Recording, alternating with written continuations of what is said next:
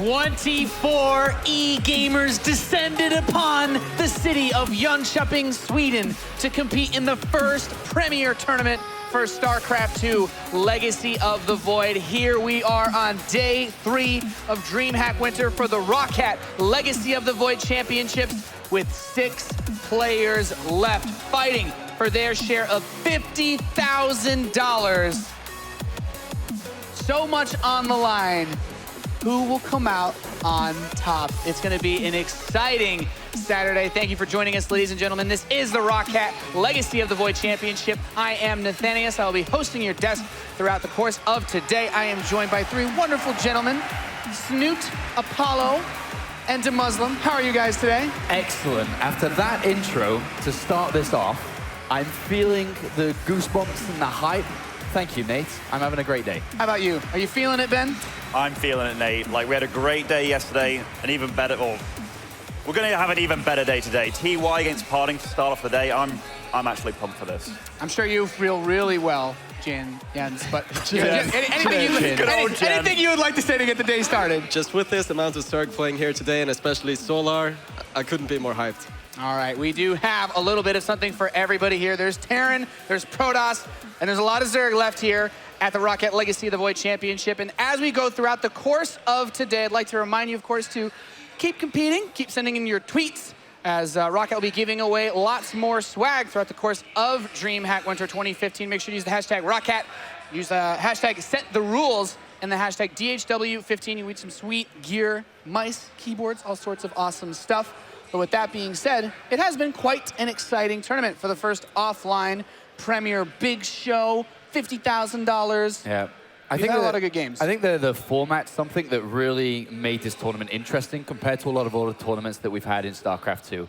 Round-robin groups with 6 players where 3 go through. First of each group goes straight to the deep end of the bracket stages, and then everyone fighting. And especially when you're looking at the group stages, some were a little bit predictable, some were very, very close, coming down to a single map win or loss, which saw you go through or saw you go home.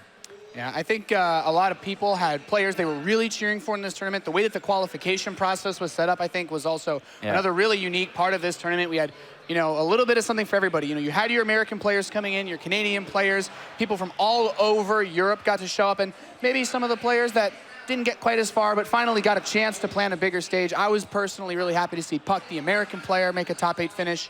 Who are your favorites coming in that we don't see here today? That's a tough question. That's a very tough question. Who are you happy to see come out here and compete in the first tournament? Okay, that's still a tough question. I was always hyped for Solar, but he's in here, so I can't use that as an answer. He's like 1-2 DreamHacks though, man. Yeah, and I was excited to see him play. But I can't use him because he's already in, so let me think. I was excited to see TLO. He's not in the tournament. We're all always excited to see TLO. Well, it's Legacy of the Void. Everyone is trying to figure out how exactly to play it. And to be honest, it's not so much one individual player. That's the most excited I was about this tournament, is seeing what exactly are the pro players going to use in a competitive environment, because this is, of course, a big, big tournament, lots of money on the line. No one's hiding anything. Everyone's going to show what they've discovered over the past couple of weeks with the game being released. And that we've actually seen some awesome stuff. Yeah, I think that's pretty fair to say. Benjamin, as the best, I would say, out of the analysts here, maybe not quite Snoot, man. Well, Snoot's still a pro. It's okay. Snoot's still a pro. Us desk riders here. Who's surprised you the most as far as busting out unique strategies or playing better than you expected? Well, like, the big surprise for me this tournament is Firecake. I mean, that guy's sitting in the winner bracket final, and none of us even thought about him at the start of the tournament. Like, he kind of had a bit of a surge at the end of HOTS. After Swarm Host got nerfed, he kind of fell apart a little bit, like we didn't see him a lot. But during the Swarm Host here, he was exceptionally strong. And here, he's in the winner bracket final. I was a little sad to see players like Lilbo go out, despite starting 3-0 in his group, taking out one of the Koreans as well. So, had a lot of surprises. Yeah. Bunny also as well, one of the stronger Terran players in Heart of the Swarm, also going out quite early. Not seeing him here today is a little bit disappointing. We of course still have TY, but the Terrans didn't really get very far in this tournament. Ah. Yeah, I'm glad that the Wonder why. I'm glad the Zerg player took time out of his day to make sure to mention that for all of us Terranteers out there. Of course, we are going to go over the previous groups that have been played out so we can get just a bit of a recap of everything that's happened so far, see where each players were all eliminated. Of course, we started off with groups A and B to kick the tournament off 2 days ago. Unsurprisingly, I think PartinG and Solar dominating their groups, and then a few of the guys that, especially you guys, have been really cheering for, like Showtime, finishing very high as well. Showtime started that group 0-2 to win his next 3 games in a row to get out that group. That was a huge turnaround performance. A little bit surprised that Huck couldn't get out this group. I really thought he would be up there. It was an incredibly hard group, though. I mean, Showtime, Bly, sort of, and Huck are all of a very similar caliber. And I think Group B, I mean, maybe you can comment on this, Newt. Pretty predictable top 3 there. It'd be surprising if one of the others got through. Yeah, I would say so. If I were to rank these players from 1 to 6, I think this is roughly what it would look like. Semper looks very impressive against Solar. I would have to say some very interesting ideas going on there. I think everyone enjoyed watching those CVTs play out. And I would say these results in Group B were pretty much expected, especially Solar's dominance going 5-0. Not even dropping a single map, I believe. Yeah, Correct. he completely dominated that group. And Group C and D, I think, this is where things got a little bit more tricky. We saw the Koreans, blood was spilled as Bomber barely escaped Group C, and TY edged out in 2nd place after Nurchio. Super close groups. These were, on day 1, the most exciting games. They came from these groups. And one thing that really stood out above the rest is that, you mentioned it to Muslim, Lilbo couldn't get out, which is a bit of a surprise, despite playing so well. He beat TY, and he beat Nurchio, but he still couldn't get out the group of how close that was. And he lost to Tilo in the very last game that he played, and Tilo snuck out in 3rd place instead. Yeah, I think a lot of people, especially the Bunny result, might have been the most surprising one out of all of those. And then we went on to the bracket stage, and we had quite a few awesome games. Puck had a dominating performance against TLO before being knocked out by TY. And Showtime has really stepped up that PVZ. In case you guys missed it, the highlights are everywhere from yesterday. Is some pretty mad stuff, and some good comebacks from Showtime as well. Yeah, Showtime played amazing. Actually, probably for me yesterday, the best player in the tournament. I think that Solar and PartinG, great. Great games from Solar, but something was very special that we saw when Showtime was playing yesterday. It was clean, it was solid. He could have been the best Protoss player in the world for all I knew. He played that well. Yeah, the way that he chose the builds for the different maps was just immaculate. Every single map different. Yeah, and he had the perfect approach to it. Like on Prime Terraces, the feared big Zerg gold map, he always had some tricks up his sleeve. Yeah, and despite the highlight being the Muta onslaught, every time you looked at something on the map, Showtime was doing something perfect, be it Phoenix picking up lurkers. Like, so many lurker harassment groups went out onto the map, not one of them accomplished anything. Like, Showtime was always on the ball. And he's pretty much my dark horse to sneak out that lower bracket to come towards the final, but the biggest problem he's going to run into is PartinG or TY, whoever makes it out this first game. If he does manage to beat Nurchio, would play against. Nurchio is one of the stronger CVP players out there, so... It's a great game, that one. So, really looking forward to that PVC. I really like that we just have this setup where we know who the strongest players are. We know that Solar was the most successful player, basically, throughout the course of the Legacy of the Void Beta. He's come here, he's shown up, he won the first tournament that he played, the Shoutcraft Invitational, just a week ago, and now here he is, poised to go to the Grand Finals. We know that there's the possibility of the upset from Firecake, but can either of the other Koreans even beat Solar? He's looked too good. Well, we saw PartinG try, and he did take a map, which was amazing. And that game, by the way, was sick. Like the way he held on against that fast lurker push without disruptors or anything. But he had to fight so hard for that win. And I think if Solar made a few adjustments and played a tiny bit better, maybe brought an overseer to snipe observers, tiny details like that, that push could have been even stronger. And I think Solar dropping that map, he said it himself. He was not that happy dropping a map. And I think Solar, if he's coming into this with top condition, I'm not even sure if PartinG will be able to take one map. Overwhelming. That's how strong Solar is looking right now. Yep. Yeah. So very interested to see if anyone can pull blood from him. Of course, we talk about the first matchup that we have now. PartinG versus TY. We saw TY play a pretty greedy style of Terrence far in this tournament. Didn't work so well against Lilbo. Do we think that PartinG's going to bring that extra edge that Puck didn't yesterday to kill TY if he chooses to take these slow macro openings again? PartinG already knows how TY plays, which is this very, very defensive, fast three-base style. And PartinG, he's always been known to kill Terrans no matter what they do. He's very aggressive. In Legacy of the Void, though, we haven't seen him play, but PartinG's been a bit of a magician in this matchup. Like I talked about it the other day, but Home Story Cup finals, when it looked like all hope was lost against Flash, he managed to win with just pure gateway units against a bigger bio army. So PartinG's micro's out of control. Yeah, PartinG was always known for his legendary PvT. At some point, going up to win rates in tournaments at, I believe it was 90% or above. Like, he was the guy to look to in Heart of the Swarm for PvT. He was basically every single Protoss player that struggled against Terran would just study PartinG all day, every day. Yeah, he was definitely one of the most fierce players to watch. And as we get ready to go into this match, for any of you guys curious, we are going to take a look at the schedule just so you have an idea of where we'll be going throughout the course of the day, what matches will be played when. You don't want to miss the finals. This is going to be a really sick tournament. I think all these matches look really awesome. Legacy of the Void has just changed up things so much, but we're going to start off with PartinG versus TY. Then we're going to play Nurchio versus Showtime. And the third match will be that winner bracket final to determine who the first grand finalist is, Solar versus Firecake. And I'm mostly really curious to see how Firecake tries to steal that, because I feel like he's going to need to steal it if he wants to beat Solar. Yeah, definitely. He has to steal that. And then, of course, we'll be going through the lower bracket to find the second place. So 6 games today, not that many games. Legacy of the Void is a lot faster as well. So as it said on the screen, you have to kind of be a little bit careful with the times, because we will be playing game after game after game after game. But today, I think we are going to see some mind-blowingly good StarCraft, especially because Legacy of the Void is in a very good place, even so close after its release, is that I think we're going to have a close finals, but I would still say Solar's going to take it overall.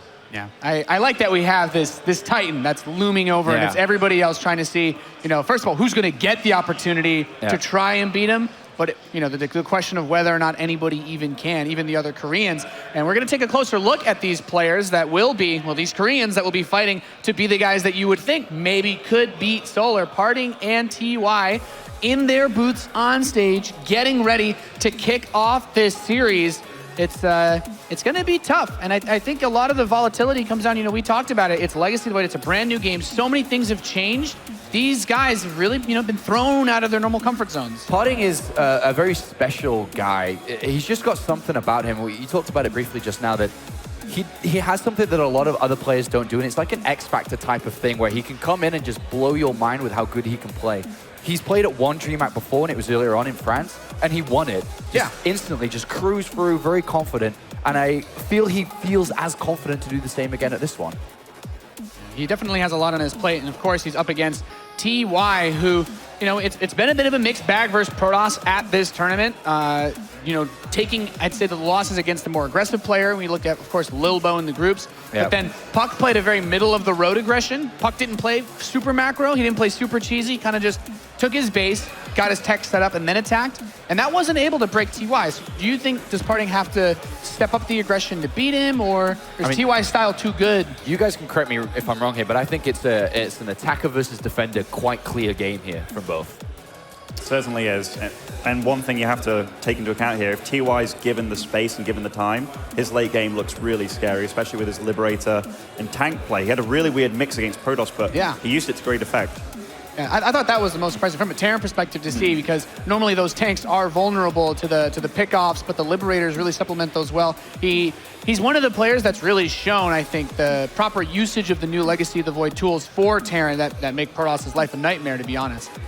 Yeah, he has, and he'll definitely be using them here. He'll use everything he can to be able to take down PartinG. I think TY is a favorite over the both of them, though. I don't know if you agree with that or not, Snoot. I'm not sure. It really depends on how well PartinG can transfer his Heart of the Swarm skills over to Legacy of the Void in PvT. I'm not sure exactly how well PartinG is doing in Legacy so far at PvT. So I guess we'll just have to wait and see for these awesome games coming up. Well, yeah, if you talked about this 6 months ago in Heart of the Swarm, everybody would pick PartinG 99% of the time. But here, Legacy of the Void, brand new game, and it favors very different styles, multitasking and aggression around the map. And TY's got just that. All right, seems like a lot of us are favoring TY here, as I'd like to see some cheddar out of PartinG, personally. But the match is ready, so we're going to kick it over to DeMuslim and Apollo. Guys, take it away. Thank you very much, Nathanius. Very excited to get day 3 of the ROCCAT Legacy of the Void Championship underway, as up here to the top left-hand side, spawning in to Central Protocol as the red Protoss player. It is PartinG from Yowie Flash Wolves. 1 DreamHack before, 1 DreamHack win. Can he get 2 out of 2? The Muslim. Smooth, suave dude. And spawning in the bottom left as our blue Terran, hailing from KT Rolster, it is TY. Who has played at a DreamHack before. He played at DreamHack Bucharest last year. Unfortunately, only got to the top 16, was eliminated by none other than MC.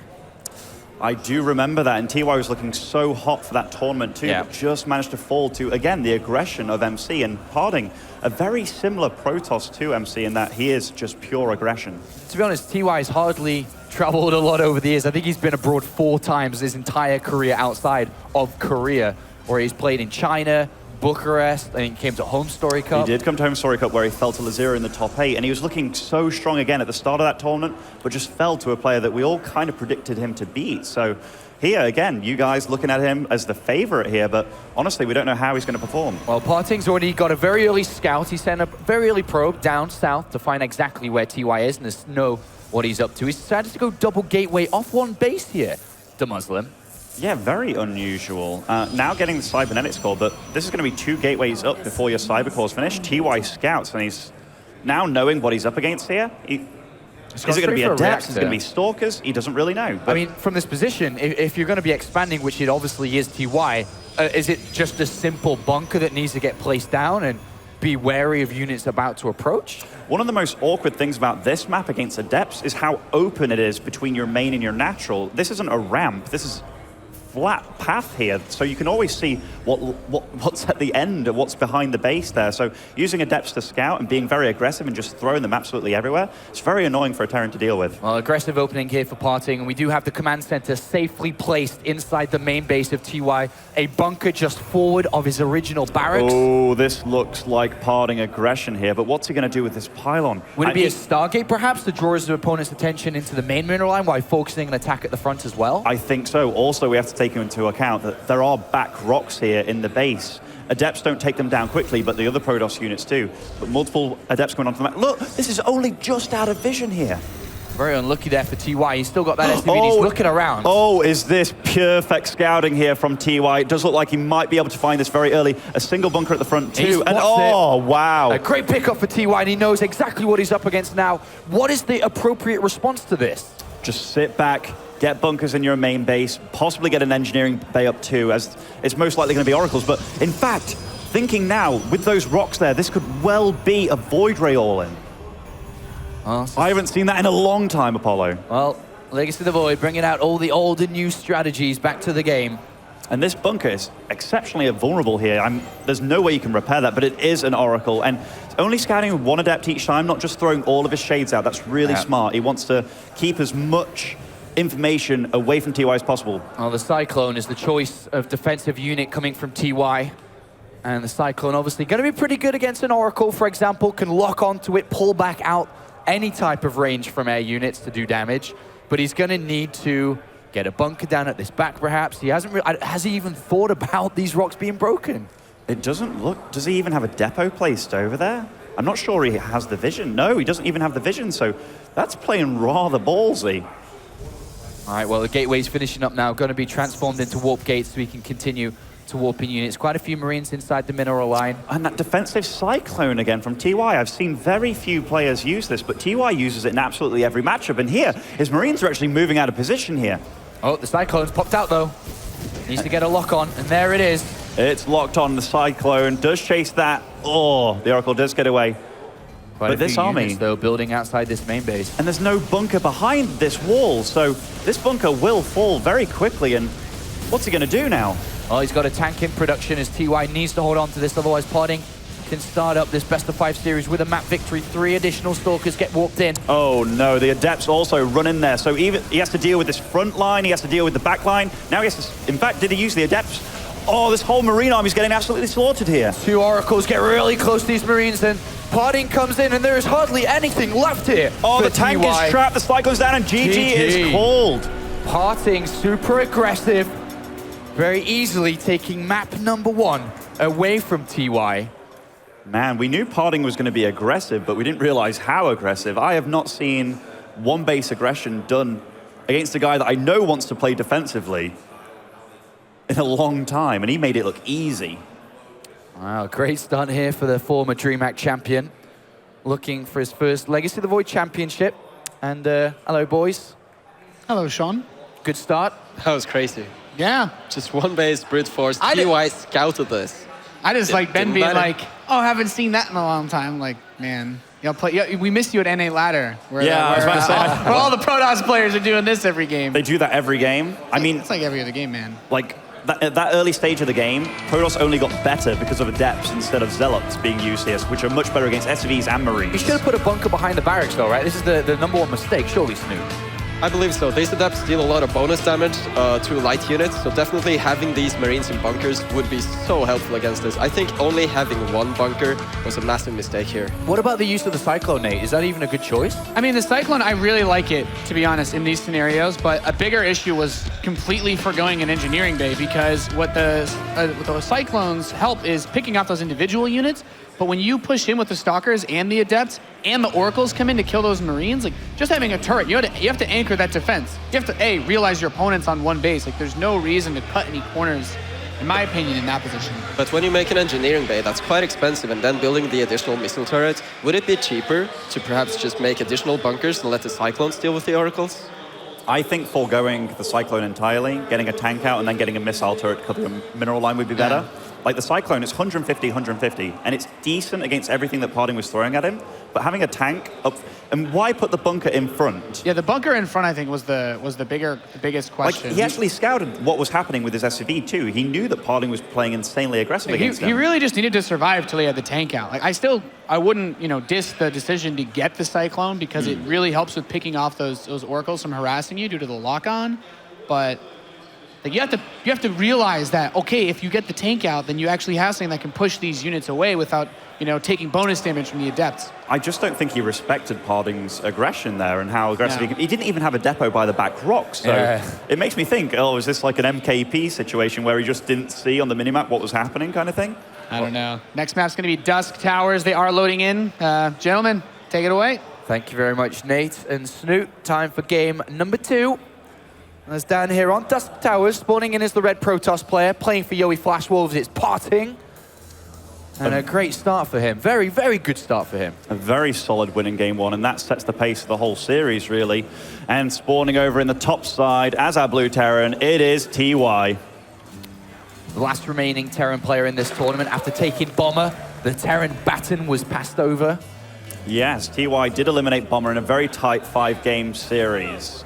But here, after TY suffering a pretty harsh defeat there in game 1, I wonder if he's going to mix it up. But so far, he's just been playing his very methodical style of getting up 3 bases as fast as he can, just being very happy with playing the defender's role.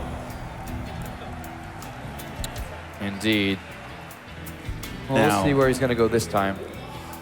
Is PartinG going to mix it up, though? We saw that he won very easily with a 1-base aggression build, and honestly, lots of Protoss in Heart of the Swarm, they were opting to go for this 3-base style, just playing exceptionally defensive, but PartinG's always been that guy that knew how to kill an opponent with just 1 base, and given that he was one of the only Protossers doing it, it made it so much harder to practice for him. Well, once again, we see TY. Very fast command center. Likewise from PartinG has gone for a very fast second base of his own, so no aggression to begin this off with. And TY, he's been going for some pretty old school builds this tournament, and by old school, Legacy of Void hasn't been out for a long time, but these are Wings of Liberty first day release builds here. 1 racked command center, exceptionally vulnerable against Adepts, given that the only thing you're going to have on the field is Marines. And yeah, it's just a very vulnerable build, I feel. And now he's decided to take double gas behind this, so a factory is going to be imminent on its way. As Pro tries to get up here to get some scouting information, doesn't really get too much. What he got from that, though, and wow, unusual bunker placement, and yet again, but this makes sense on this map, and given that he scouted the Expo 2, he knows he's not going to die to any 1-base build straight away. The reason you want the bunker outside, that still covers what comes up to the ramp, but also covers what can possibly walk up the natural, at least in this close vicinity here against Adepts. Well, the robotics facility is the choice of tech structure for PartinG. Ooh, I like this. The robotics before, it just meant that the Protoss had to play defensive, unless they're going for some crazy Immortal all-in. But the Disruptor has totally added a massive spin on that. You can play very aggressive with Warp Prism speed and Disruptor drops, and I'd love to see that from PartinG this game. And I can't believe there's an SCV still inside the main base of PartinG who goes in and is going to get a scout on the robotics facility here. And that's a good pickup. That's a very good pickup for him still to be around. He knows that he doesn't need to think of an Oracle, for example, flying into his main base. You're totally right. Knowing that there isn't an Oracle, or the danger of an Oracle coming, that's a massive deal. It means that you don't have to have your Marines set in your bases. You don't have to worry about getting turrets up. It's just minerals that you don't have to spend on defense. It means that you can get up a faster third if he does so please. But he's actually not going for that super fast third this game. He's teching right up to a starport ASAP here. And where do you think he's going to go from this? Is it? PartinG, I mean, there's a lot of ways he could go. TY's the guy that we really can't predict because he's been really liking those Cyclones here, and I believe he's going for it again with this build. Correct. And I've never really seen a Terran go Cyclones before, but he's been going them every game in every matchup, so he obviously knows something I don't. But we did see him against Little Bo. In fact, most of his TvPs against Puck, he opted for this Marine Cyclone push and tried to deal a little bit of damage where he could. Adept trying to get as much information as possible, as the Observer now will get that information, hopefully, unless it's taken out immediately. And a fast blink on the way, even getting a Raven here. Yeah, supported with I mean, he's gone for the third command center very early. I'm very curious what he's going to do. Ravens did get sort of buffed, sort of nerfed in Legacy of the Void. The turrets now deal a lot more damage, but their spells also last a lot less time. But against Protoss, very curious as to how he's going to be using that. Well, here's the Observer both PartinG. He's finally going to get an answer to what this guy is doing. So he sees the factory, sees the starport, sees the tech lab, sees the third command center, and now knows that there is opportunities to strike and find a weakness in this guy. The Warp Prism is out, but what is he going to use in this? How is he going to use it? 2, 3 Adepts get loaded. That can be very annoying if it gets into your mineral line. Adepts, 2-shot workers. This Cyclone and the Raven do pick off the Observer, so again, PartinG is in the dark. He's got tank production on the way with Cloak Banshees, and then additional barracks. Wow, I have not seen this since I saw Show play. This is a very, very old school style. Banshees do deal a lot of damage if they do get to deal damage, but so many things counter them. So this, having the Raven to snipe obs, this is a pretty weird situation to be in. This Warp Prism is going to fly into the natural here. And there's not much there at all. There's a lot of SCVs. 4 Adepts are going to bring them down incredibly fast. The Cyclone not close at the moment, and here comes the drop-off. Oh man, pulling his SCVs away, even if he just gets a few kills here, which he's already got 3, that's more than ample. He's going to get away with the Warp Prism too. The SCVs pulled back too early. And SCVs are dying left, right, and center. And are they just going to pop into the main? Yes, so we gave him the switcheroo there. And he's got 9 SCVs killed already. He's going for more. He's up to double figures as he's taken down 12. And just a very, very simple move from PartinG has done so much work. There's 38 SCVs to 54 probes. And he's still dealing damage. I mean, if you ask PartinG, hey, what you really want to deal with this? Oh, well, you know, getting like 6, 7 probes would be great. But here, and he's still denying mining, still killing SCVs, 16 probes. SCVs. Such a simple move, but such big gains from it. And now TY's got his work cut out for him. There's going to be a couple more Adepts being loaded into the Warp Prism to continue the assault. The Banshee on the other side of the map could deal counter damage if not properly dealt with. Remember, it does have Cloak, so it's not visible currently. This is such a weird move that no Terran does this, but there's an Observer, double-folded no! overcharge. Down goes the Banshee, and in come the Adepts. And PartinG is absolutely destroying this game number 2 here, and is walking all over TY. This just feels like PartinG knows TY so well, and he got to scout everything earlier with the Observer, and 22 workers have been killed. And if we remember, these Adepts also, never mind dealing economic damage, but they constantly got to scout what was going on in those bases, so yeah. PartinG was prepared for everything. And he's gone up towards Colossus now, PartinG. He's got double Forge down. He's tracking the Banshees around the map. Oh He my blinks lord. forward. His defense is great. His attacking is brilliant. And his overall strategy is okay, but he's got to be a little bit careful. TY has built up a decent force while all this has been going on. He needs to be careful that he can hold off against any counter type of push. There's tanks, there's Banshees, there's a bunch of Marines. Yeah, PartinG going for those Colossus here. Again, they're both showing stuff that I haven't really seen before. Colossi did get nerfed, their damage is significantly less, but to counter that, Marauders are also significantly weaker against Protoss, so we're going to see a clash of very old-school armies here. Well, 1-1 upgrade's about to finish for the Bio. Stim and Combat Shields just around the corner as well, but they're not ready yet. And this Protoss army is marching out across the map. The Banshee's still being annoying, but PartinG not really suffering too much against this, even as Stalker's warped him back home to deal with it. But he's being very aggressive here, and this is very well synced up with his +1/+1 finishing. Stim just 10 seconds away. Oh, man. A must-have upgrade. Likewise, Combat Shields. I think TY's in pretty good shape to deal with this, actually. Combat Shield's finishing, Stim's just finished. Warp Prism speed on the way. I think PartinG's just playing scary here. I don't think he plans on committing. And TY, he's taking this very serious. 3 Colossus is, I mean, still a decent amount of damage, even if they are a little bit weaker. As he does poke forward, and here comes the first attack coming out from PartinG. He sees a lot of this army on the right-hand side, and he's going to move forward. And does TY have an answer? He stims towards the Colossus. They get picked up one by one here. Great control by PartinG. And is he going to be able to take map number 2? He keeps these Colossus alive, picking them up one by one. The Colossus micro is real, but TY is getting a bit of a surround here, and PartinG's stuck in the corner, but more Stalkers walked in. The Liberator's just trying to deal with those Colossus, and slowly, are they going to get picked off? The Colossus still alive. And liberation time as the Liberator comes in, but it gets taken down immediately. TY hangs on, but does lose 17 SCVs in this fight. But man, that was great use of the new Warp Prism. Its ability to pick up units at range now, keeping all those Colossi alive for as long as possible. And he took a very efficient trade there. Despite losing his army, TY lost his army as well, but also lost a lot of SCVs. And he managed to keep one of the Colossus alive. He picked it up in the Warp Prism and has brought it back. 2-2 on the way now for both players. Disruptors coming in. And I can't help but feel PartinG's in a pretty decent spot with a 4th Nexus on the way. Still a great economy after disrupting TY's income. But here, a counter move from TY, but it's been spotted by PartinG. It has been spotted, and there's a cheeky Liberator getting in the back of the base there. Multiple cannons going down, or pylons going down, but we'll see what this drop can accomplish here. Disruptor shot comes in, doesn't do too much damage, but Stalkers come, take 1 Medivac down, 2 Medivacs down, and push this back instantly. But this Liberator, up to 10 probe kills now.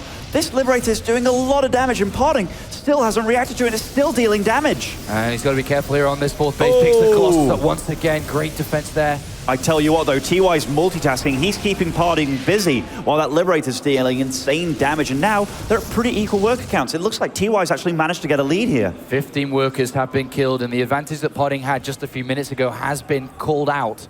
It's very similar in income. 2-2 upgrades do favor PartinG, but it's not too far away now for the Terran. And again, a very cool game we're seeing out from both of these players, fighting for a chance to be top 4 in this tournament at the very least.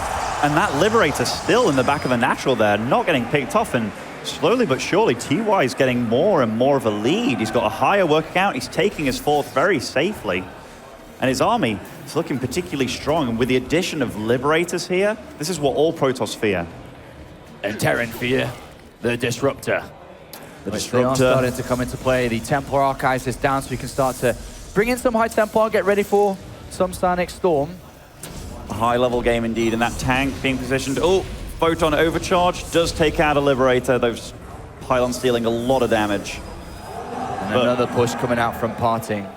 Is this going to work, though? Is there enough actual splash damage here? He's got a lot of gateway units. And we see that PartinG is trying to avoid those liberation zones there. Only 1 Colossi in the mix, and where's this Disruptor? He had a Disruptor earlier. Yeah, he's going to need to use it. He's got 4 of them, and here they come. Oh, wow. There's 3.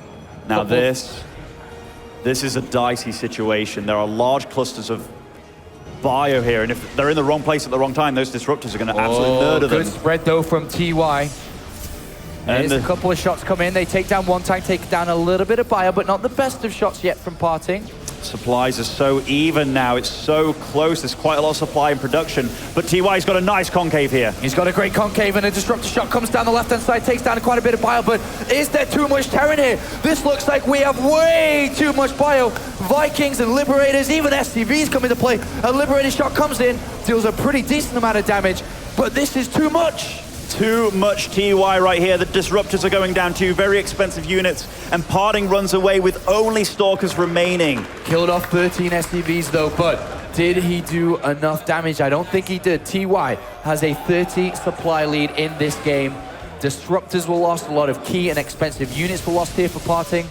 TY is just getting stronger and stronger at this point, even feeling comfortable to deal drops while pushing at the front too with his main army.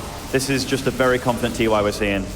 Even straggling Stalkers being taken down. A disruptor shot tries to hit this bio, but unfortunately misses as TY pushes forward again. There's a lot of high Templar starting to accrue energy, ready for their storms, which could change the game around again. But TY in such a great position now. Storm not yet ready, but this is where TY gets into his comfort zone when he gets to multitask and really show off his assets. And now both players just slowing down a little bit, rebuilding their army after so many fights and so many trades. They're both weak compared to where they could be, but TY definitely powering up strong. The Ghost Academy coming in to help deal with high Templars and just EMPs in general across this Protoss army. We're seeing a very scary Protoss army accumulate though. Not only disruptors for AoE, but high Templars.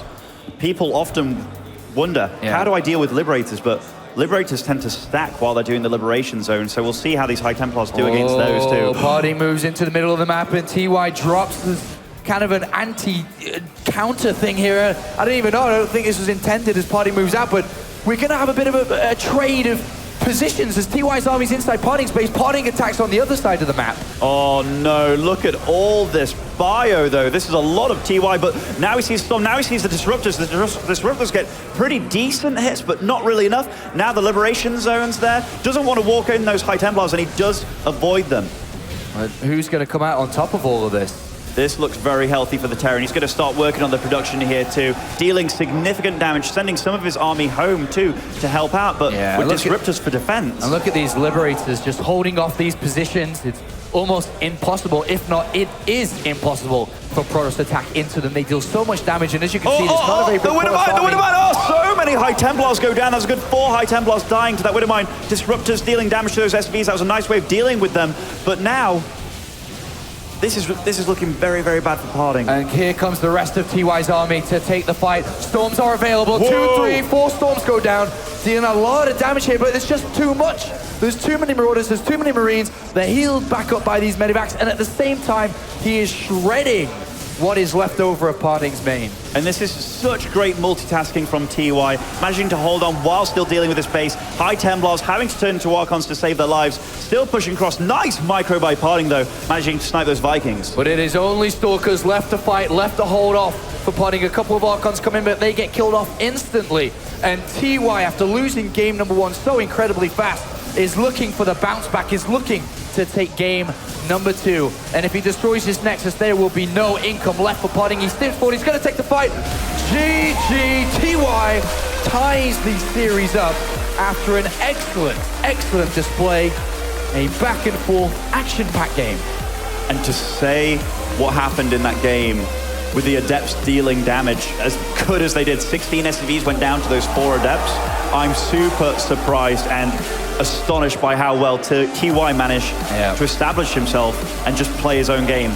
2 contenders for the championship trophy today. Playing from the lower bracket, they have a lot of work still left to do, but good display from both. And I think this is building up and shaping up to be one of the series we're going to remember at this tournament. It certainly is. Both their strengths really shining through. PartinG, shamelessly aggressive, but very well thought out. Kind of results in the Colossus micro. Yeah. The fact that he managed to make that fight somewhat even, I'm totally amazed, because he got into that nook where it looked like, oh no, you're totally surrounded here, but keeping them all alive with a new Warp Prism ability too. And here, Liberation Zones. This is the weird moment that happened where both attacked each other at the same time, and TY was able to come out on top. But look how much resistance there is from the Terran where there isn't from the Protoss in the Protoss base. Yeah, I mean, these disruptors tried to do what they could, but TY is just on point here with his splitting, totally delaying the attack. And while all this was going on, this was a very, very hardcore drop. And that Widow Mine hit at the end there, that really sealed the deal. Taking down 4 high tempo, if not more, and full energy as well. Totally, and those high tempos, they were necessary, they were needed. TY was already ahead, and when you suffer a blow like that, that's 600 gas down the drain in the blink of an eye. So impressed by TY's performance here and able to turn from what looked like a bit of a disappointing start around. I'm impressed by both of them, but yeah, TY suffered a really fatal blow in the first game, but that second game, despite having those adepts, really caused a lot of damage. Most Terrans would go on tilt, or maybe they'd lose at that point in time, but TY just composed himself, got back into it, and attack and attack. Kept losing SCVs, but still managed to stay in the game. Now we're currently with only 6 players remaining. After this series, only 5. 1 is out of the tournament. 1 gets to fight for the championship as we get ready for game number 3. There, PartinG looking very, very cool and calculated, very serious too. And speaking of the man spawning in the top left of Prime Terraces, it is PartinG. And then down here, his opponent. Spawning in as the blue Terran player, it's TY from KT Rolster, one of the most successful Korean esports teams of all time. Also comes from a famous Brood War team, We Made Fox, where he's also known as Baby, playing from the age of 12 or so. So he's been in the pro gamer scene for an absolute eternity. Our next match on this main stream is going to be Showtime versus Nurtio. Battle of 2 of the best foreigners. Absolutely. The winner of these 2 games will go up against each other a little bit later on here today, but build starting to take shape. We have the gateway into the pretty fast Nexus from PartinG, where we have a barracks and gas taken here by TY with an early SCV scout. And he's going Reaper this game, not opting for his normal shenanigans where he just makes Marines and plays very defensive. This Reaper build means he'll get to scout and possibly deal damage if he can. But seeing that his opponent's gone for an early Nexus here, that definitely makes TY feel a little more comfortable. He can put the CC on the low ground. He knows he's not going to get all in by anything crazy early on. Do you expect, I mean, TY throughout this tournament has played styles that he doesn't really change away from. He always seems to be liking 3 command centers, a defensive style, where as long as he can stop a lot of attacks in the early game, he builds up and then hits strong later on. Are you expecting him to stick to that throughout this series as well? Yeah, he's very happy with being the punching bag early on and then turns into the puncher later. Like, that seems to definitely be his way of playing. And do I see him changing it up? So far, not at all. I mean, it's been working for him when he gets to that late stage comfort zone. Like, he truly is a macro monster, and seeing his opponent expoing and playing into his hands almost, I think TY's going to be smiling right now. Well, the robotics facility is the choice again, and why not? Look at the last game. Go for a robotics facility, build a few adepts, put them in a warp prism, and kill 22 SCVs. I think that's rather successful, if you don't mind me saying. Certainly not bad. I wouldn't frown upon it either. The Reaper and the Adept kind of dancing in the middle, but no way can a Reaper really deal with an Adept. Has too much health and deals way too much damage to light units. So the Reaper's just going to run away, try and scout later on. Look, I'm looking at the minimap. He scanned his natural. Oh, no. No. That's something only Nathanius would do. TY has done it on the biggest stage. That was definitely pulling a Nathanius there. So Nerves definitely pulling or showing here. I mean, like, for anyone that doesn't know, that obviously was meant to be a mule being called down onto there. Unfortunately, a big slip up. But he did it right bang on his CC, so it wasn't as if he was even clicking on the minerals there with the scan. Just unfortunate there. Quite a mistake. But definitely a blunder. He misses out on quite a few extra minerals that you should have with that.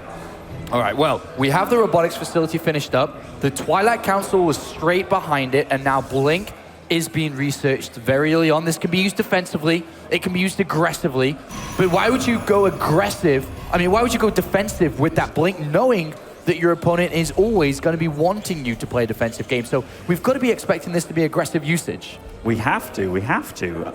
Playing defensive against a player that you know 99.9% of the time is going for that fast third C and is happy playing defensively, You don't let him get away with that, or you take really big shortcuts. And right now, it feels like PartinG, he needs to do something with this blink. You can't just sit back and let your opponent. And here he's going to scout that third CC. And now it's confirmed, if you didn't know already, once again, TY sitting back defensively, powering up for the later stages of this game. Now, what is going to be the reaction coming out from PartinG? What do you do? Do you throw down a lot of gateways? Do you go double forwards? You cut some corners? This is one of those maps where your third and your fourth are gold bases. So if your Terran opponent does take that gold before you, you're in deep doo-doo. So as a Protoss, you can definitely pile on aggression here and take a third and try and contain your opponent, because anytime you buy, you're mining off a gold when your opponent isn't. Well, the third Nexus has been put down. The robotics bay has been added on. So you can go towards Colossus and Disruptors. And for the time being, you've got to be enjoying TY's position. PartinG hasn't been greedy. PartinG hasn't been aggressive. Middle of the road builds. So far, so good for TY. So far, very good for TY. He's been left to do what he wants to do, and right now he's got a supply lead. He's going to have his third up faster than his opponent. Worker-wise as well, 48 probes to 48 SCVs, and he has mules. I'm really liking TY's situation here, and I'm really puzzled by the fact that PartinG's allowing this to happen. Yeah, it's kind of difficult to read into what PartinG's plan exactly is. Because, yeah, with the blink very early on, there always has to be some sort of idea behind what you're doing. Could it be an attack, perhaps planned to strike before these key upgrades are completed, the 1-1 and the stim? That's the only weakness right now TY would potentially have. But once they complete, we're going to see a very powerful Terran. While they are certainly weaknesses, he's got other strengths here. He's got a really fast third, and he can pile out units incredibly fast. And PartinG, I feel he's just got wrapped into the world of TY here, playing TY's game against TY. That doesn't feel like a smart move. Well, PartinG's moving into the middle with a small squad of units. And what can this army really do against tanks as well? It's the tanks that are worrisome.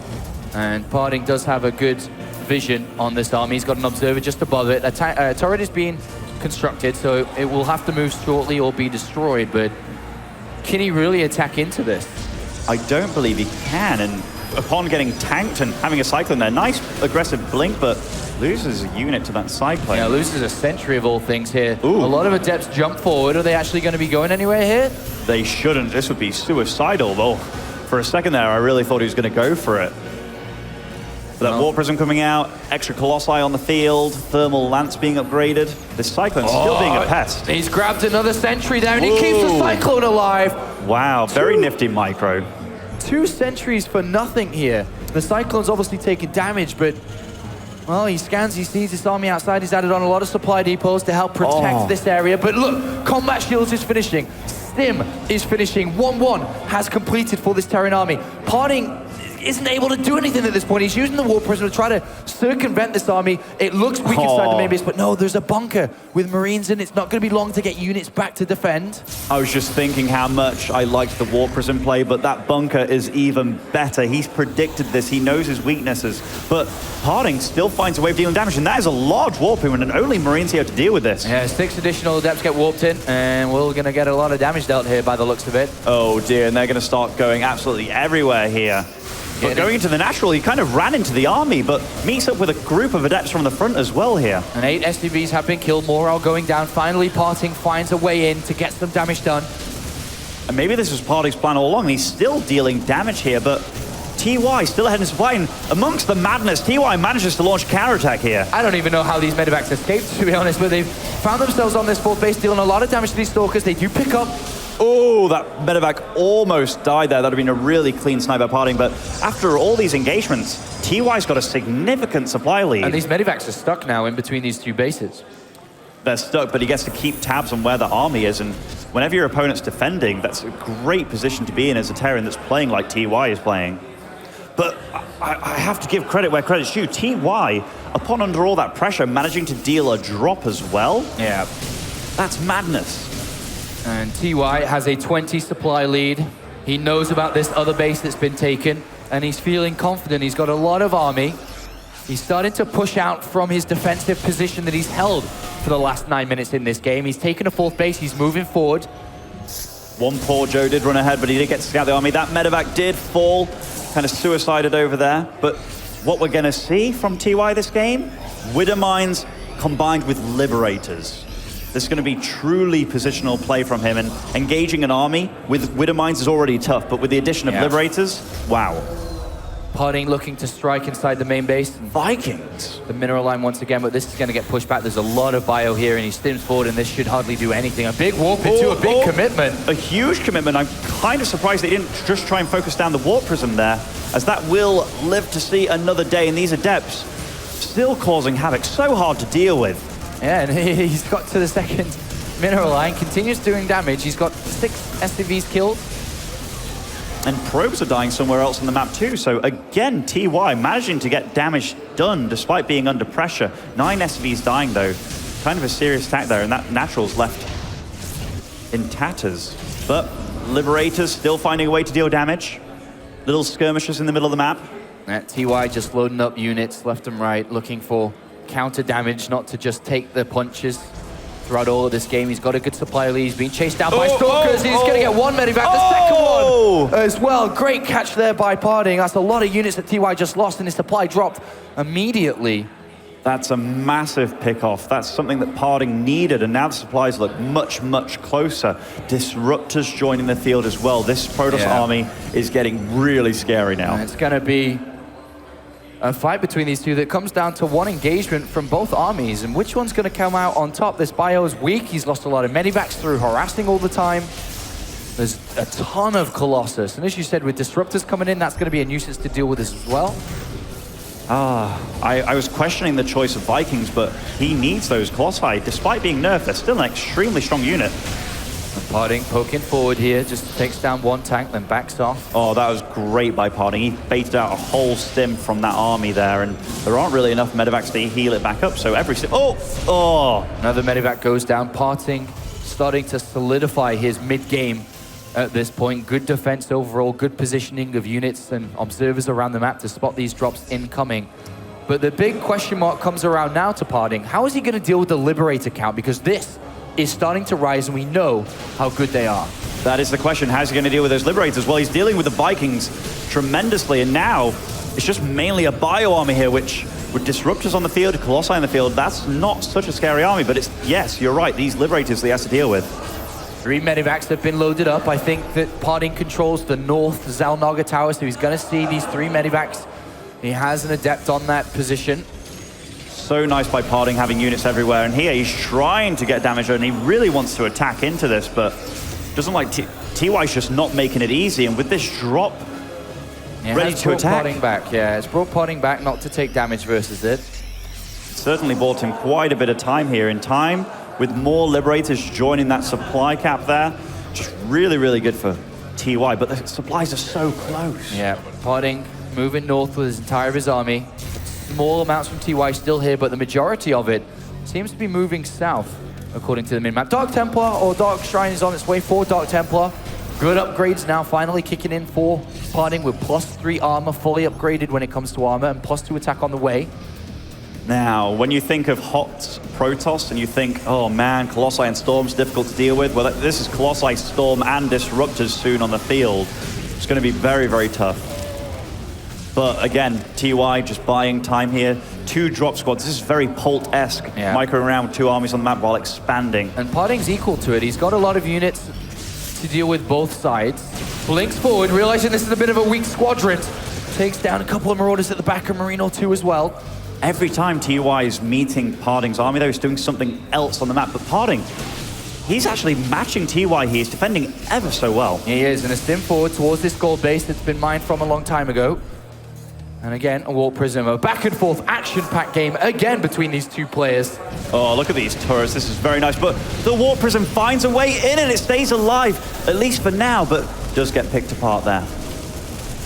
This bunker still being quite a beast. And TY, there's action all over the map here. He's even got an army in the north moving in. Ton of harassment, but also a ton of blocks and counters to the harassment from both sides. None of them really finding critical damage. But look at this, we see finally A big chunk of the Terran army moving north. Liberators getting in position, going into defender mode, or as we like to call it, liberation time, as they get sieged up. And this, how does the Protoss engage now? There's a small gap at the top that he can kind of try to wrap around there to fight this army, but he's going to have to fight in the Liberators. Yeah, Disruptors missed their hit. Stalker's getting one Liberator down, the second one going to be taken down as well. While all this is happening, there is a drop inside the main base as well as TY split up his units, but the Liberators are out of position.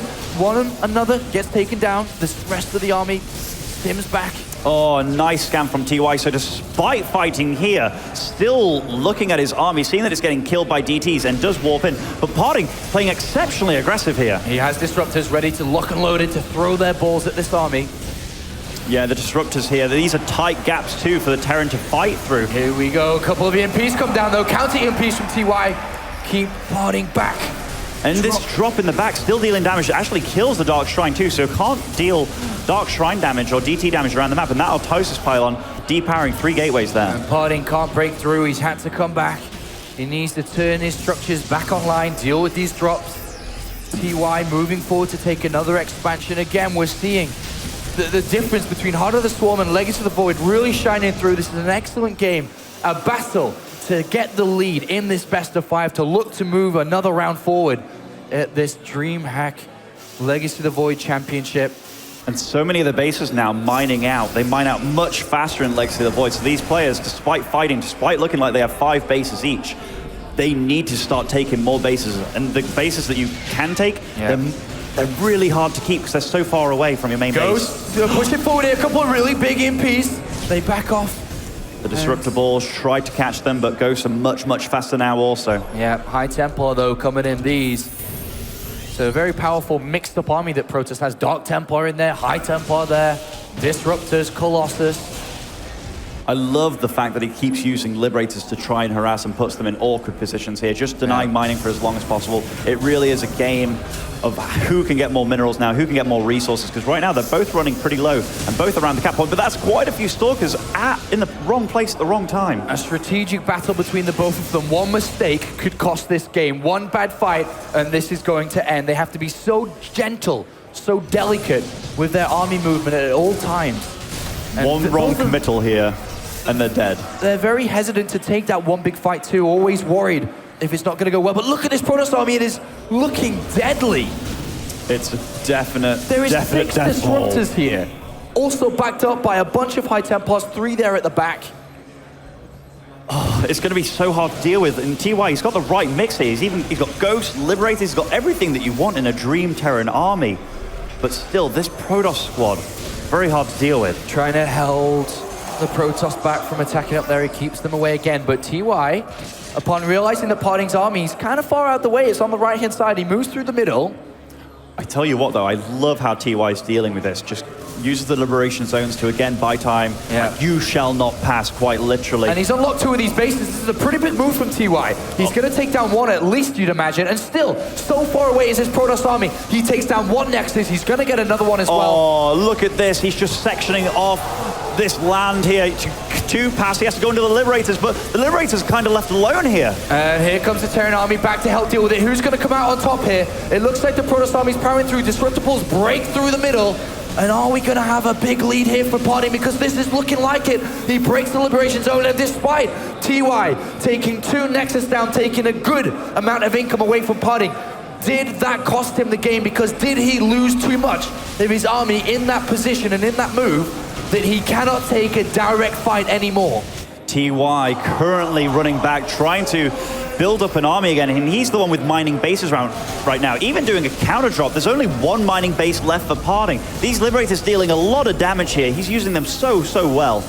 Oh, he takes down 1 of the Disruptors, a couple more to stim forward. Another drop on the other side of the map from TY as he gets into another Nexus position. And now PartinG behind in supply of all surprises. He's behind. He's going to lose another Nexus, and TY ripping him apart while still staying solid on the other side. And PartinG doesn't really have what he needs to deal with this. Yes, he's got High Templars back here, morphing them into Archons, otherwise they're going to die.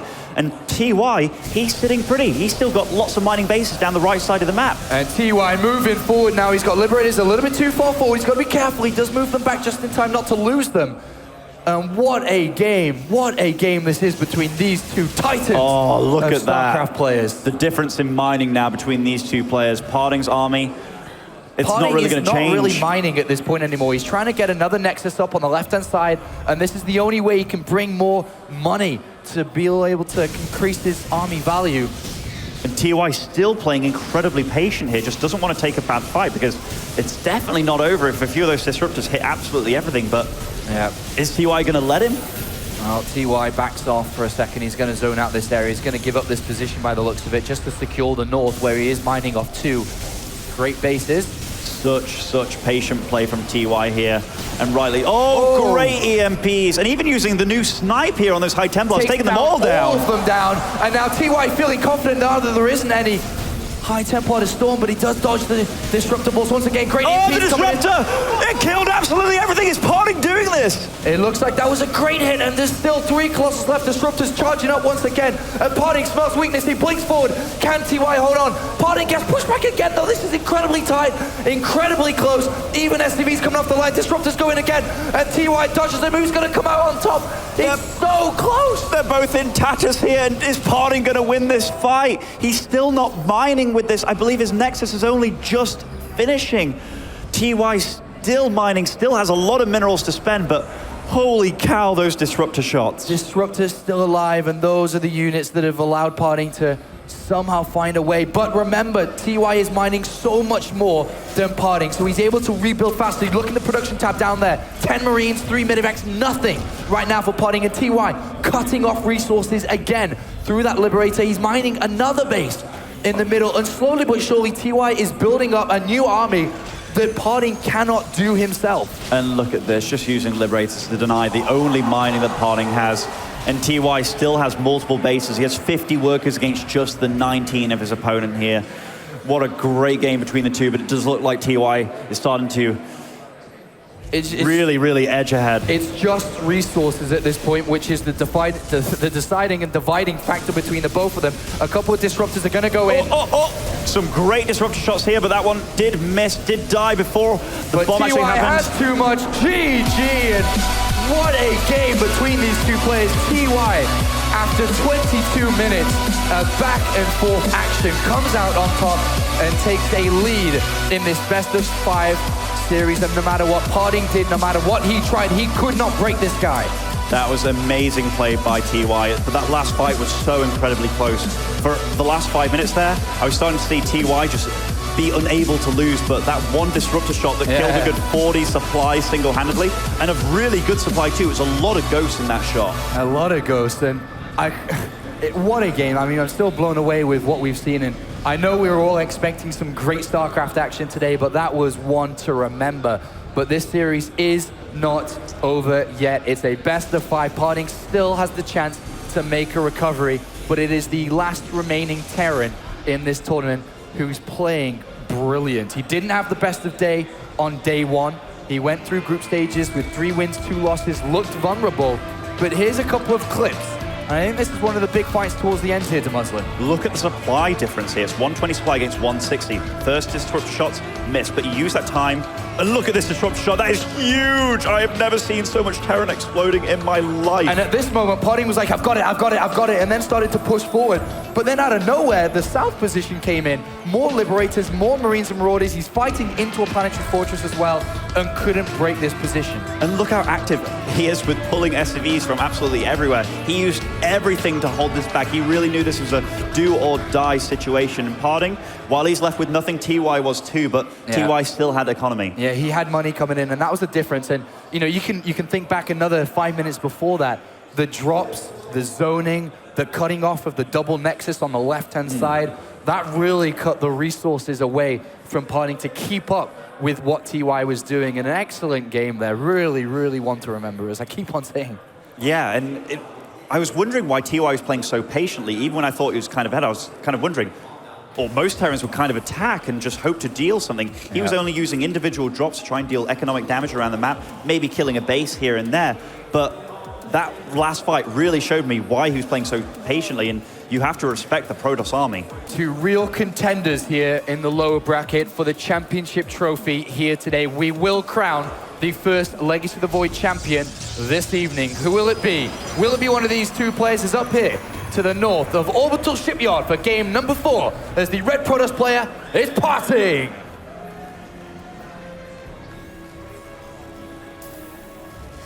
And spawning over in the bottom side as our blue Terran, coming all the way from Korea, it is TY.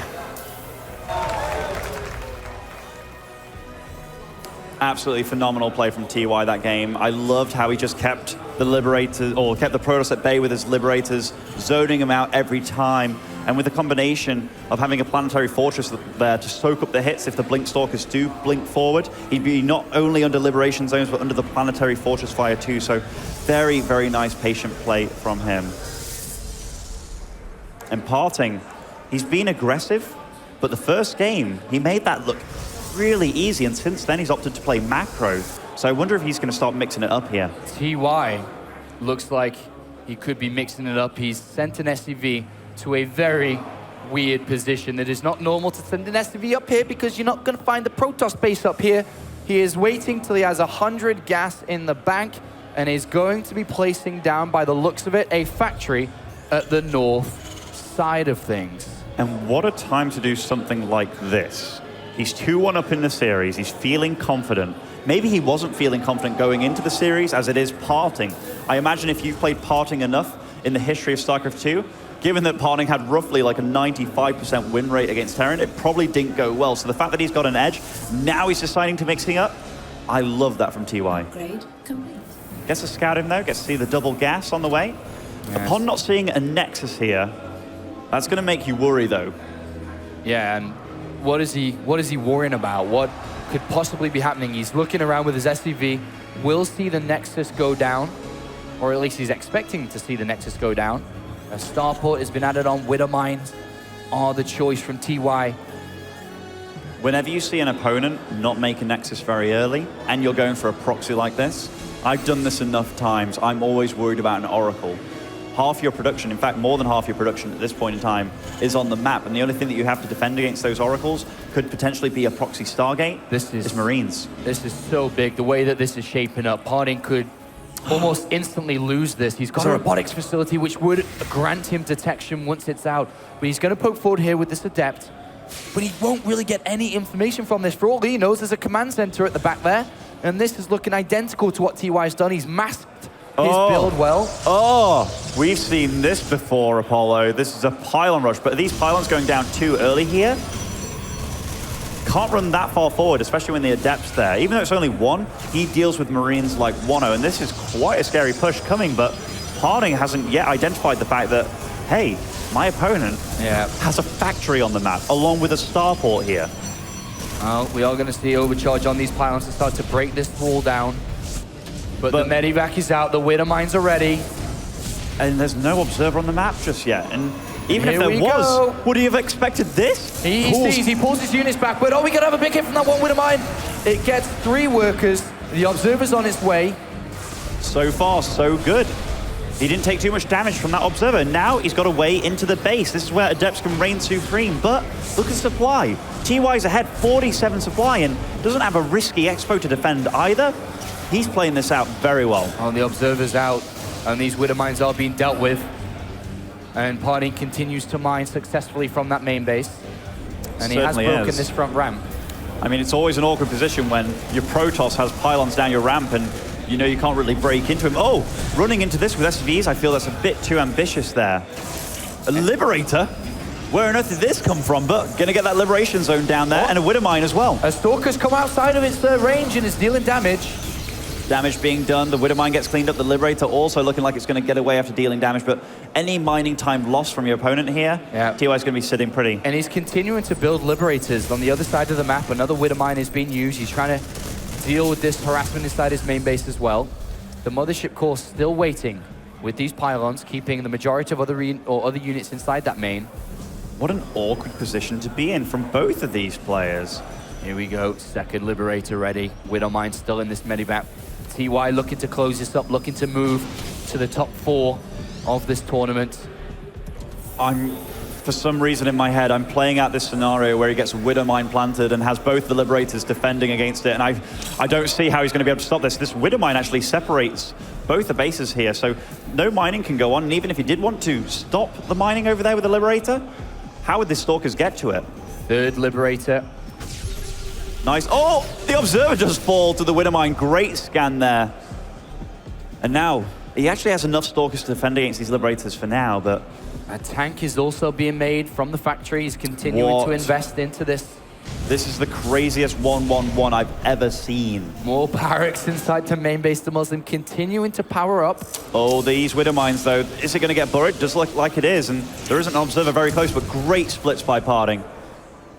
Both the Widow Mines are now going to get taken out. Oh, in fact, one's just crawling away right there. All right, tank number 2. So, do you think he's using these tanks to go clear up the pylons outside his base? I'm not sure. I don't think he's too worried about this. I think he's like, all right, well, you know, if I do ever expand, I'll just expand to the bottom left. I think he's building up an attack, a frontal attack. It's so many barracks, so much production off one base here.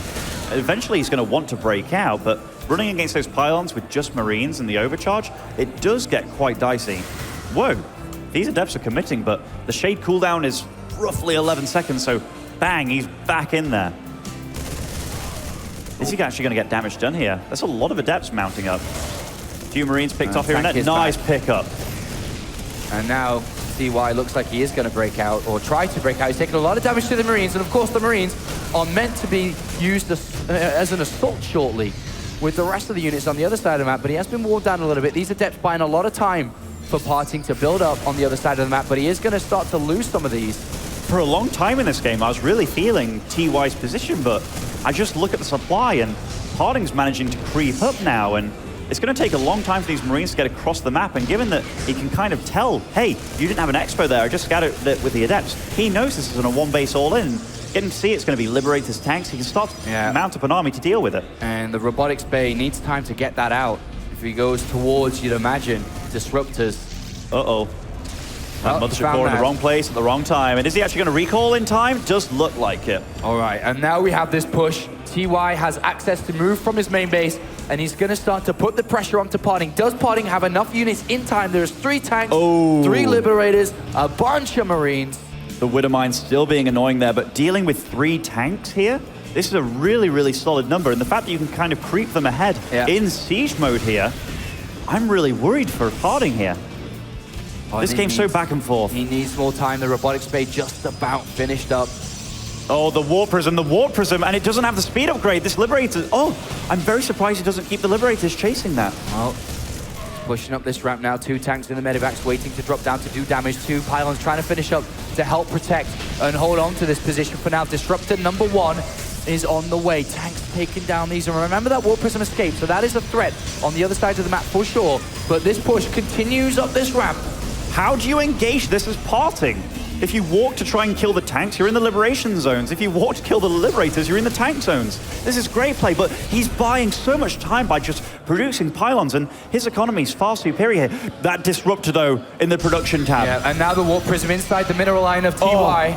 I am so excited. If he hits these Marines, here we go. He's going to send it through, and he gets a big shot down onto the Marines there. Good defense from the start here for PartinG. He's got a second Disruptor on the way. He's forced to lift up inside the main base. PartinG with his tournament life on the line. The SCVs have gone. Oh, man. He is totally all in with this. SCV is being pulled. This is very reminiscent of Nama back in his glory days, but a large number of tanks. The Stalker's under fire. That Disruptor needs to get busy sometime soon. Disruptor is going to be the key unit here. If he gets a couple of big hits, the second one pops out. Where is it going? It's under tank fire. Tank fire, liberation zones everywhere. These tanks he loses it. Is he going to pick up the tanks? Dodge the Disruptor shot with the medevacs. This is sick play from TY. I can't believe he lost that Disruptor. PartinG is under pressure. He's losing units left and right, and TY is getting a lot of momentum. And he's going to continue to push forward. And TY's army is not getting any bigger from this point in time. He is not mining at all, so it's do or die with this despite so many good trades here. He really needs to make this happen. And he continues to push forward. He's in range of the robotics facility. A second Disruptor comes out. It's under fire. shields will need to regenerate. Oh man, these tanks are getting to work here. TY's microing so well. The Marines also on the right side. Has to make sure his army doesn't cluster. Well, one tank does fall. Yeah, great pick up there with the Adepts. They get one tank on the low ground. When is PartinG going to make his move? Oh, this is great. He's dropping the Adepts on the SCVs just to kill out the SCVs here. I don't believe the command center has died yet. In fact, is that the command center floating over here? Yes, it is. It's coming to fight as well. I think 2 disruptors out, a third one almost ready. I imagine when this third disruptor's out, he's got to go for it.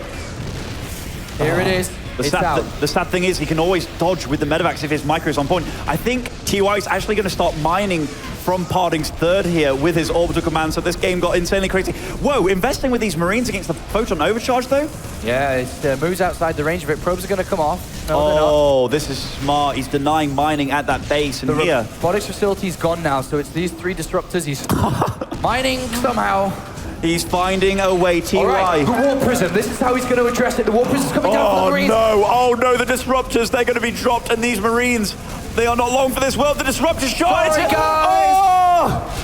So much blood, so much chaos. And now PartinG has a supply lead, but he's got to find a way to deal with these tanks and, of course, the Liberators. Another Disruptor shot goes up, but he loses a Disruptor. He's down to only 2. Oh, and this army of PartinG, it's so red, it's so cornered in the back of the base. The Stalkers are stuck at the north. Look how they're both using their dropship micro here. This is insane play from both of them. It's so close, down to the wire. He's retreating. He's giving PartinG time. Well, he's giving PartinG space. Oh, these Liberators, though, these are being very well placed here. I'm kind of worried about the right side there. Oh, 2 Adepts. 2 Uh-oh. Zealots even, going for the tank, gets picked up. Oh, this micro from both of them is insane. Very evenly matched in this game. Here's Stalkers and Disruptors on the right-hand side. How is he going to make a movement here? He's got to be careful. He throws 2 balls. Oh, just dodge them with the medevacs. And the Mothership Core's actually going to fall here, it looks like it. And the tanks are getting some really good damage down. He actually loses one. Oh, the medevac, he gets up down. Oh, PartinG, that's a big, big pickup for him. And a Liberator as well. This is turned around. All of a sudden, 3 additional Stalkers get warped in. And now there is so little left here for TY. He's got a tank and a Liberator. And PartinG controlling with his tournament life on the line here. Lose this, you are out. You are eliminated. Top 6. TY's army is no longer scary. And PartinG is still growing at a phenomenal rate. And if he just has his Stalkers at the top here, he can deny mining. So the only thing keeping TY in this game is this tank right now. A second tank does join the fray. And we're going to see a drop onto something here, this Warp Prism. Gets the Observer down. 4 Adepts in it. There are more Marines on the field, but we've seen how easily the Disruptor deals with that. Marines coming for the chase, but they don't fancy it. 2 Disruptor balls looking perhaps to get the winning shot here for PartinG to 100% secure this game. He pokes forward, takes a little bit too much damage. This is so intense right now. PartinG can't really leave his base, but neither can TY. And TY's new base is actually basically PartinG's base at this point in time. And creeping ahead. More and more Marines are being built. The Dark Shrine is on its way for PartinG, which could seal the deal here in game number 4. Oh, this Warp Prism barely has any health here. The Adepts committing to this fight, getting killed off. What are the tanks doing? The tanks still pushing that army back. TY's managing to stay in this somehow, and PartinG's managing to stay. This is insane micro. The Dark Shrine, though, there's only 1 command center. If it doesn't have energy, there's no detection whatsoever. He's saving it up, which I think is very, very smart at this point. And these Stalkers, it's a 14-minute game here, and they've still not got blink, and dodging these tank shots with this Warp Prism. Oh, the tank's actually going to die here. Oh, PartinG's going in. He's committing. He's going in. The Disruptor's coming down the ramp. He backs off. He almost loses one. He does lose one. And now a lot of SCVs are starting to take damage there. And PartinG tries to break him, can't do it. The mule got dropped. The mule got dropped. Oh, the Dark Shrine's almost finished up here. This is very worrisome. It is finished up. 4 Dark Templar in there. They get dropped off one at a time. There is no detection. There is nothing here. He can't do anything about it. He picks up and he has to evacuate this area. And TY's in trouble. These Dark Templar causing havoc. Oh, he can scan though. He can scan. The Warp Prism can't commit. Or can it? He saves a TT. He saves one, but then he can drop it back off again as soon as the scan is gone. Oh, and it's... Oh my gosh, he did that just in range. GG. PartinG ties it up. Oh my lord, what a hard-fought game, and you can see it on PartinG there. Whoa, that was intense for both sides. An impressive display, an impressive performance. One misclick, one mistake, the game was over. But they stuck through it, and we go to a game 5, the last one between these two players. And what a series this has turned. The first one of the day, and we are being treated by StarCraft's two finest StarCraft players in this tournament, and it's still a long way from the finals later on today.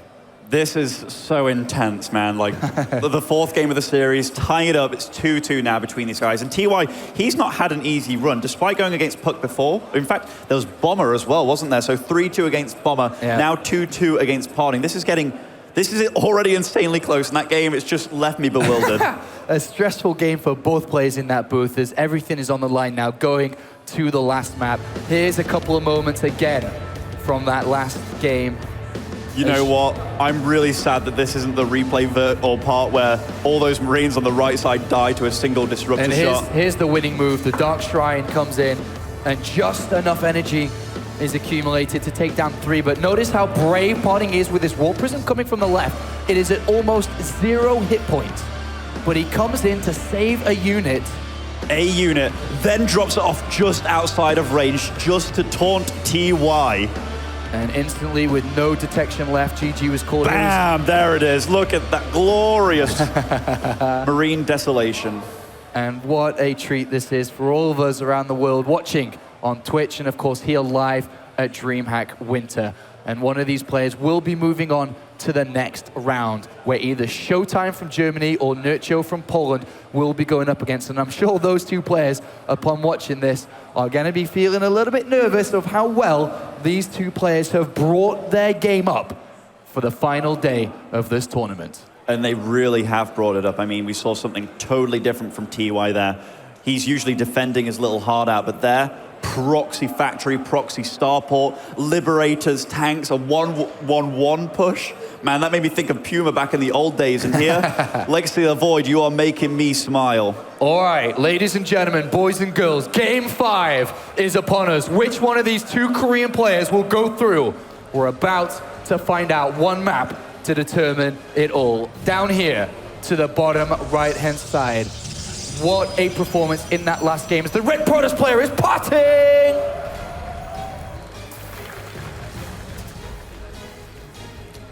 And spawning on the opposite side of the map, on Ruins of Ceres, as our blue Terran, it is TY. I'm still shaking after that game. That was insane. I have not seen such a close game that came down literally to 1 DT in quite some time. So here, Ruins of Ceres, a 4-player map. You can have very, very different spawn locations. You can be horizontal, vertical, or as we see, cross-map. Yep. Now, in these positions, though, given that TY so far, in most of his games, has played a very defensive posture, I'd favor him. But now, PartinG, he's the guy going Nexus first here. And cross-map, unknowingly, this was the perfect decision. Builds at this stage in a best of 5 of players thinking, loading into this, the size of the map, what's my opponent been doing most of the time? Can I run a risk to do something along these lines? PartinG said, yes, yes, I can. Whereas TY opened up for a more traditional opening. The Reaper opening, though, or rather the Nexus first opening, I really see no... It doesn't feel liable to me. Like, I feel that you can get away with this, even if you are against a Reaper, which is probably one of the best openings against a Nexus first, or at least we think of that in Heart of the Swarm. In this game, it doesn't feel like you can necessarily deal damage with it. The Mothership Core comes out so fast. The Adepts can still come out so fast. The Reaper's on the map now, but the Cybernetics Core is being done. And TY, is he going to get to his base in time to deal damage? No, he's going to play defensive with the Reaper. So right now, I'm really liking PartinG's position. Probe goes down, and all he knows is that this is more than likely just a Reaper expansion, but not confirmed.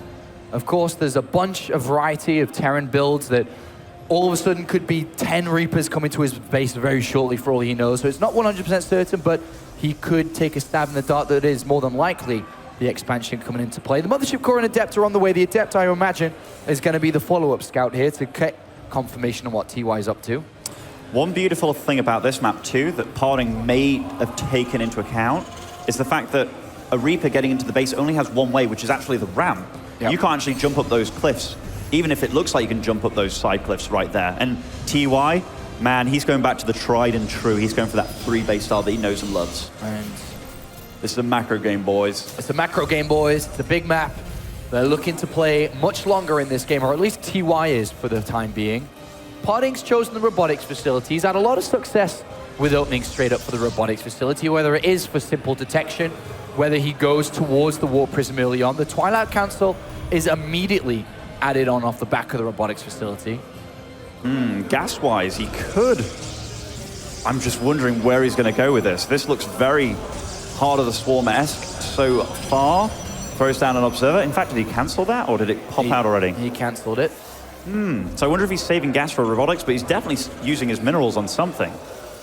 Now, that's an early Warp Cyclone, Prism. I believe. An early Cyclone, an early Warp Prism. These guys, they're both, like PartinG, after the first game of the series where he went 1-base hardcore aggression, he's really slowed it down. Why do you think that is? Just nerves? What if it doesn't work? And, you know, his aggression fails, and then that's the way he loses the tournament. I think he feels he probably has better chances later on.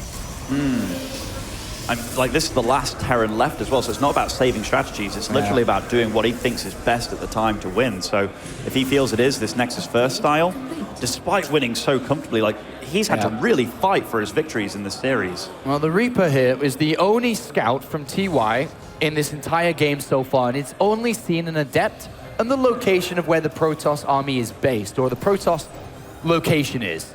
He doesn't know anything other than that.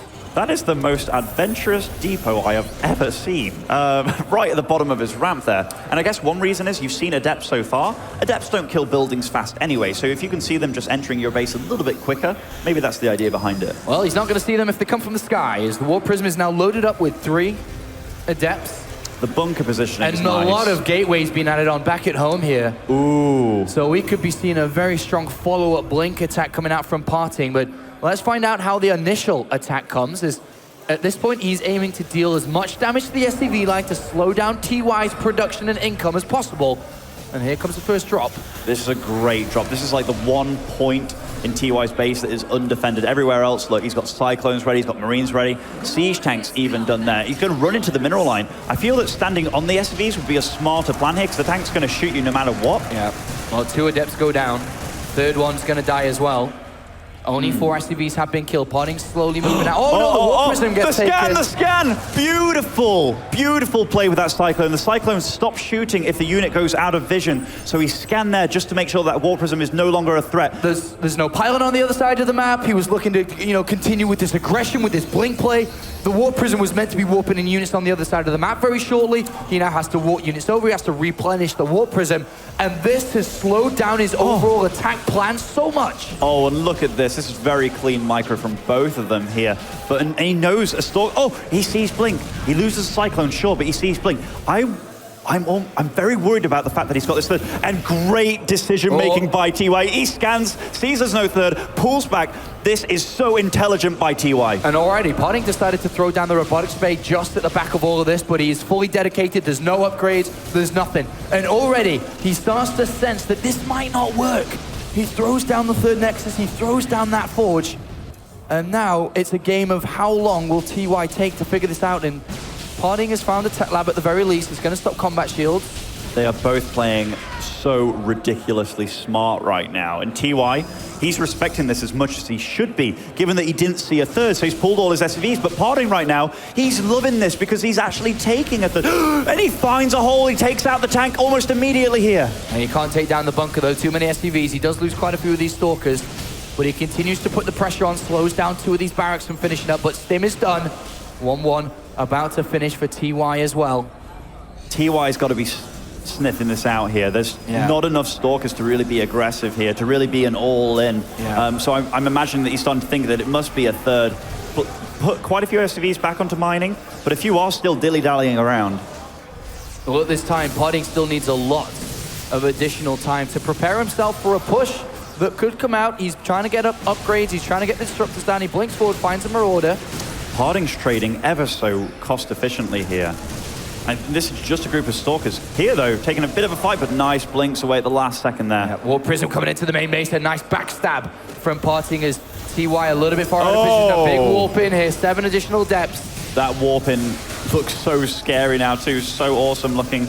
And 7 SCVs have fallen so far. But these Adepts, they're not in the main base anymore. They're in the natural. They're dealing damage again. Yeah, they're dealing a lot of SCVs. 10, 11 have gone down. And at the same time, he's blink controlling these Stalkers. Oh, man. 17 SCVs. He's going towards the main base once again. And they're just dancing around, and now he's splitting up the army. And the Stalkers alone are very, very strong. The Adepts alone are very, very strong. TY is not really mining so much right now. 21 SCVs have been killed with this attack. And another large warp in. And he's using the SCVs. He wants him to use the SCVs. That's his main goal here. He wants to kill as many SCVs as he can. So the fact he's using them to fight, and he gets away with 4 Adepts right there. Critical damage has been landed now by PartinG, who's got a 3rd up and running. He's got disruptors out. He's getting some upgrades now as well. And TY is in a bit of a difficult situation, having lost 41 workers over the last few minutes to the Adepts and to the Stalkers. And where do you go? What do you do now as TY? TY has to deal damage. After taking so much damage, he has to deal it. But marching across the map against this huge amount of Stalkers, and the fact that PartinG can just play aggressive here, it's getting troublesome, but that's a large amount of bio. Picking off the medevacs here, nice micro by PartinG. Yeah, good micro indeed. He's blinking Stalkers back, and finally, seems like he's going to be able to take down these units. The Disruptor comes in for good measure. The Disruptors. Oh, great grab there of one flying back medevac. I love how PartinG's played this game. I think PartinG's looking for a kill here. Demoslem, he warps in another big round of Stalkers with 2 Disruptors. And this is the PvP army. Nice dodges there. The Disruptor ball does not really deal as much damage. The second Disruptor falls as well, but a 3rd one joins the fray. That ball is going to get damage done. Yes, quite a few Marines die. And PartinG, he jumps forward here, and he looks like he's going to be able to turn this series around. GG! PartinG wins 3 games to 2. In an epic series between the both of them. After all team lost, PartinG comes out on top and moves through to another round in this tournament. 1 step closer towards that championship. 1 step closer to a potential rematch versus Solar. But TY, so close but so far. So close but so far. Just a few little different decisions maybe in that orbital shipyard game, and it could have went his way. It looked like he couldn't lose at some points, but PartinG, man, his tenacity, he really held on there. He really held on from the game prior where all team lost, the Liberators, the tanks, the very clutch decisions, and that was a championship winning performance from PartinG, who a lot of people may have been counting out after the domination we saw from Solar and others, but that was mind-blowing how well he played. Yeah, one thing that really shone through there in that 5th game too was how confident he was. They were both reading each other so well, and despite losing the Warp Prism, despite his harass not going very well early on, he managed to be aggressive while putting up a 3rd and killing him with some light pressure, but then realized how strong it was, turned it into heavy pressure. Well, congratulations to PartinG. He moves through to the next round after a 3-2 win versus TY. PartinG, that was by far and away the most exciting StarCraft 2 Legacy of the Void match I've seen at this tournament. How satisfying is it to be the one that comes out on top with the really tough-fought 3-2 win? 일단 그 경기들이 진짜 재밌었거든요. 팬들도 너무 좋아했었고 그렇게 어렵게 이긴 3대2로 이겼는데 그만큼 더 막 행복할 것 같은데 그 심정을 좀 얘기해 주세요. 일단 제 개인적으로 경기력이 굉장히 좀 안 좋았다고 생각하거든요. 제가 근데 경기들에서요? 그냥 모든 경기들이 그냥 모두 제가 컨디션이 약간 좀 안 좋은 것 같아가지고 별로 좀 좋은 경기력 안 나왔는데, 근데 어떻게 보면 또 팬분들이 또 재밌게 봐주신 것 같기도 해요. 왜냐하면 재밌는 게임들이 뭔가 나온 것 같아서. 그래서 너무 지금 흥분되고 긴장되고 그래서 너무 좋아요. So he says, overall, in general, at this tournament, I haven't been satisfied with my gameplay. I felt like my condition wasn't that great. I felt like the games and the play that I was coming forth and showing you guys was not my top gameplay. And so I haven't been satisfied. But that being said, as I was playing, I can tell that you guys really enjoyed it. So I'm really, really happy about that. And as he was giving this answer, he was like, oh, I'm so excited right now. And it's really hard for me to describe what I'm feeling. But obviously, you must be happy with that 3-2 victory. And let's talk about those games. They were so action-packed. I'm going to jump into that game too, because that game started off so well for you. You had some really sick adept harass, and you killed so many SCVs. And then you lost that game. So what do you think went wrong there? 일단 그 두 번째 경기에서는 이제 처음에 되게 좋게 시작했어요. SCV도 엄청 많이 죽이고. 근데 그런 시작에서 그래도 경기가 졌어요. 그래서 뭐가 잘못된 것 같으세요? 어제 간단하게 술 몇 잔 마셨더니 정신을 못 차리는 것 같아서 긴장이 많이 되더라고요. 손도 막 생각하는 대로 안 따라주고 그래서 좀 경기력이 좀 안 좋았던 것 같아요. Guys, you got to give PartinG some credit for being honest. He says, if I'm honest, guys, yesterday I had some alcohol. Today, because of that, I don't feel that I in that game specifically, I didn't feel I was as focused as I could have been because of the alcohol that I had. So that being said, because of that, I got a little bit nervous, and that's why I think that game slipped away from me. But thankfully, in the rest of the games, especially that game 4 that was so packed, there was so much micro going on, and then you made the clutch decision of making DTs. You said that it was hard to focus, but in that game, you looked incredibly focused. How were you able to stay so calm and make sure you won that game? 일단 그 네 번째 경기에서는 진짜 재밌었어요. 진짜 누가 이기는지도 확실히 몰랐고, 근데 그 순간에 그 DT를 만드는 선택을 하셨는데 어떻게 흥분하지 않고 그렇게 차분하게 하셨나요?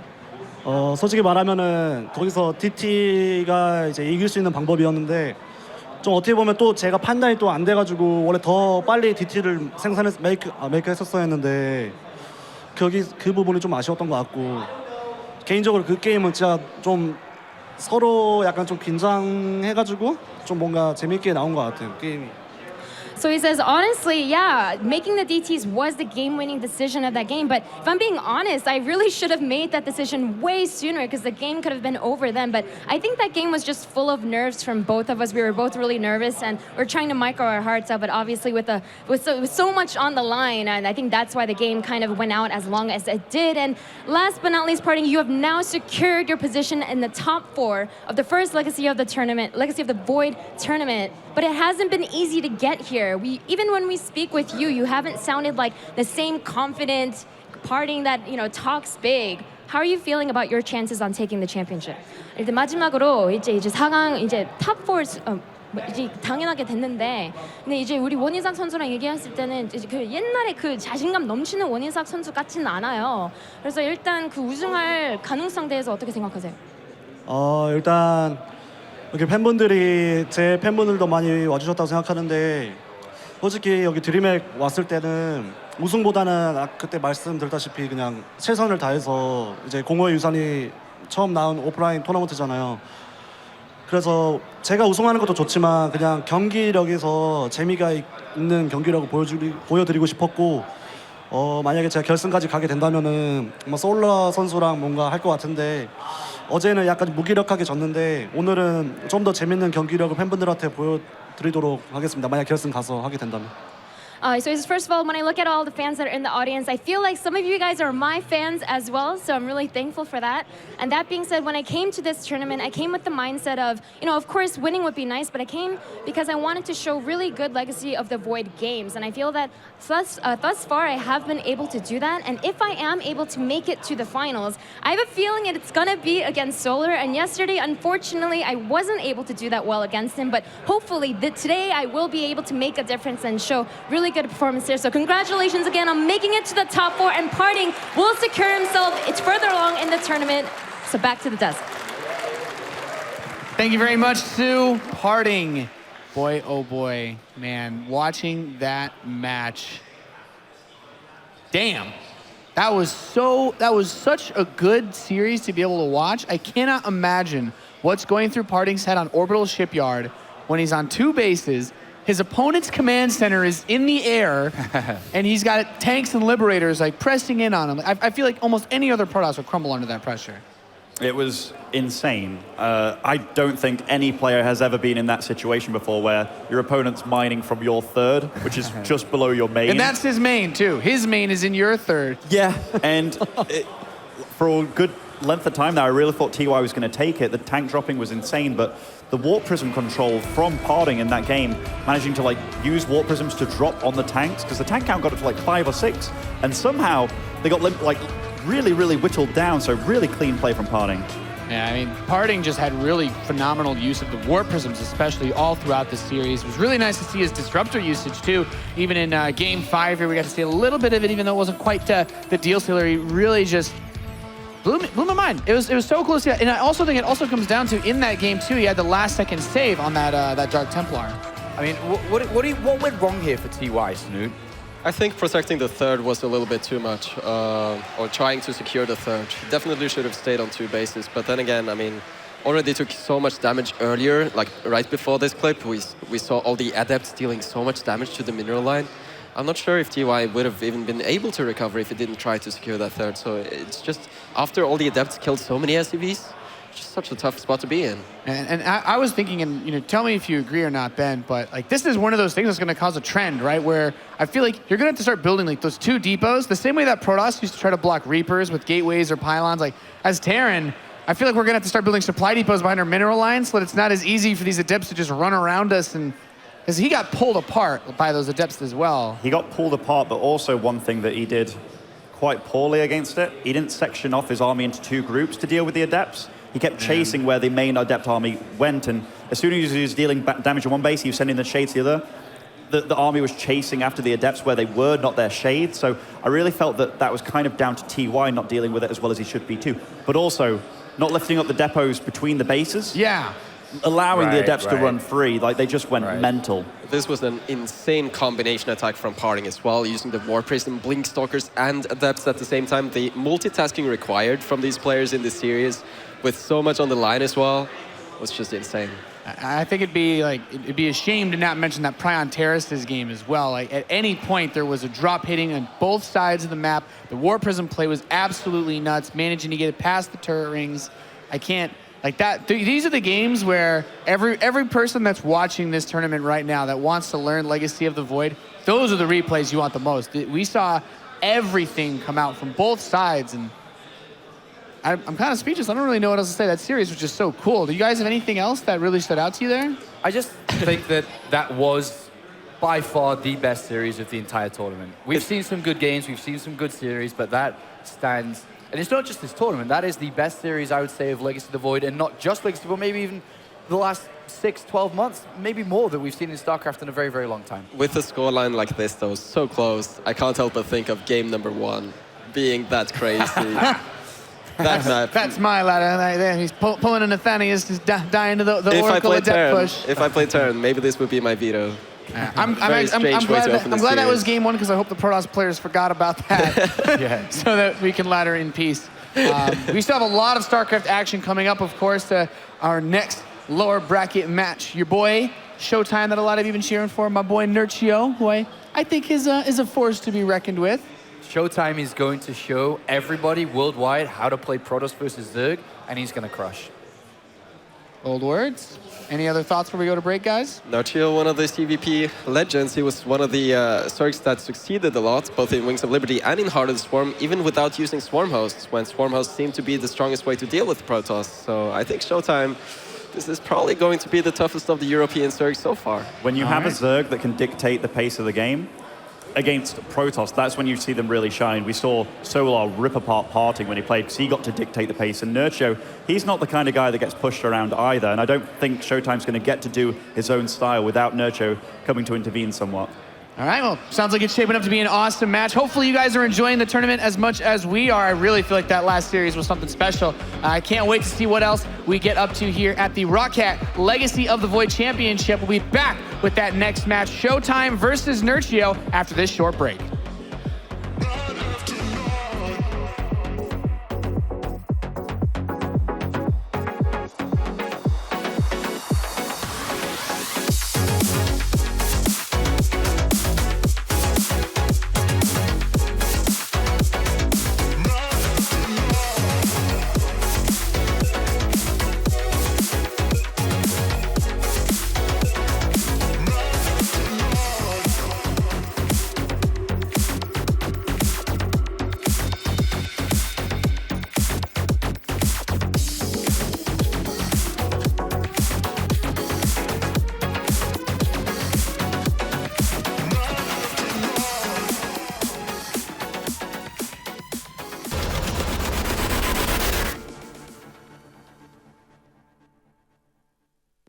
Bye.